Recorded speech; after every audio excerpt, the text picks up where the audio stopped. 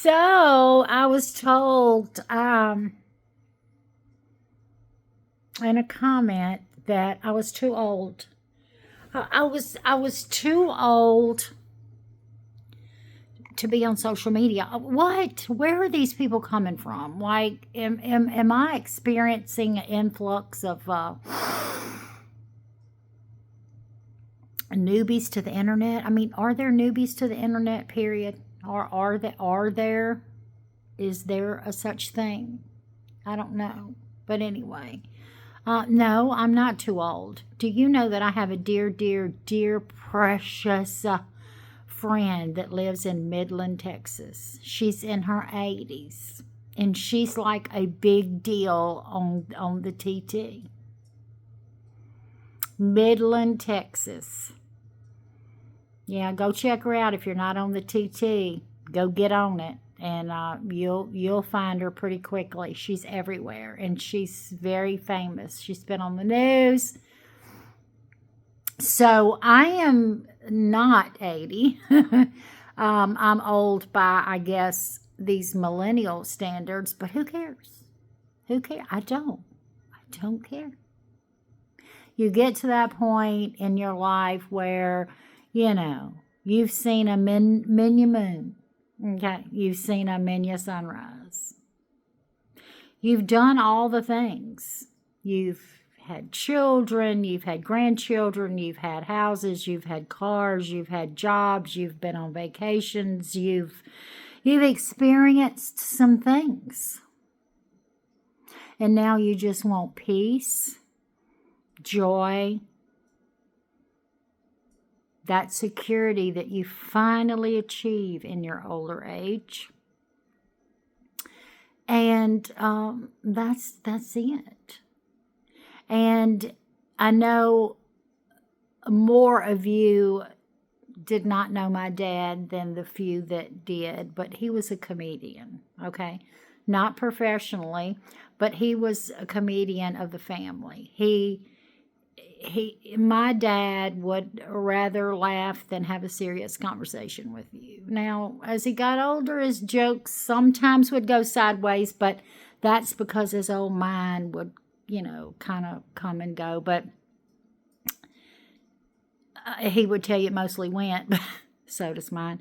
But anyway, that's who I am at heart. Now, my poor mother, God rest her soul. I loved my mother with all of my heart. We were best friends. I was the only child from 5 years old until she passed away when I was in my 40s.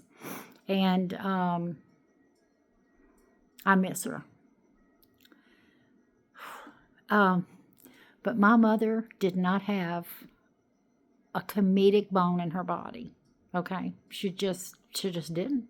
She just did not have a comedic bone in her body. Now, did she joke around and did we have lots of fun? Absolutely.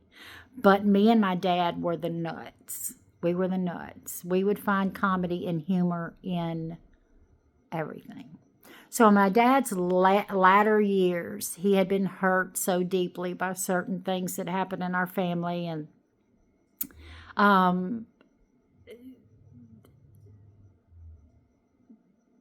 and bless his heart, he would find humor to just get through the day. And he had a terrible, terrible wreck when he was in his 90s, and he came to live with me and Mark from Louisiana to Texas, and he lived with us for quite a few months before he ultimately passed away from a massive heart attack.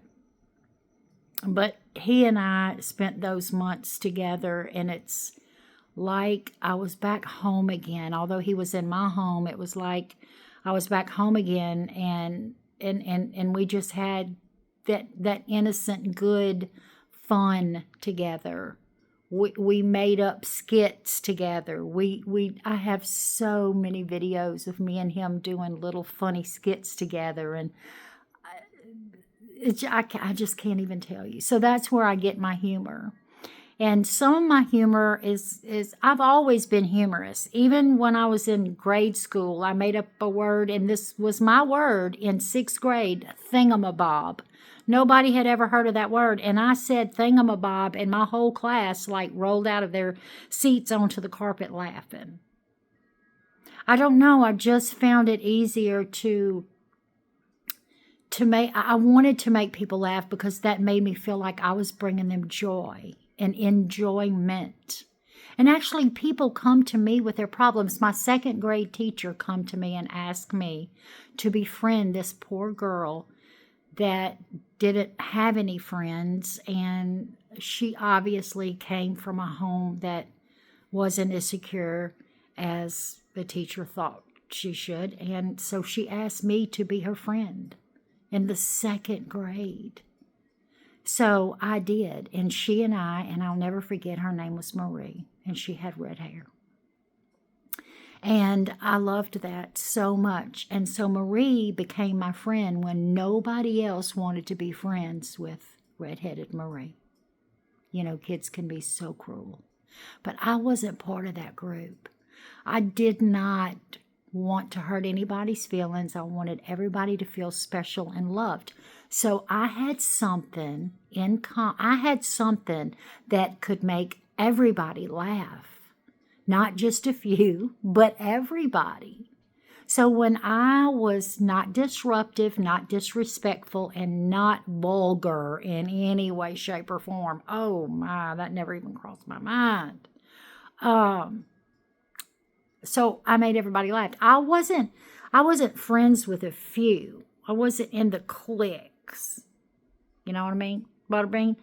So to love on everybody and to be friends with everybody, I was the comedian.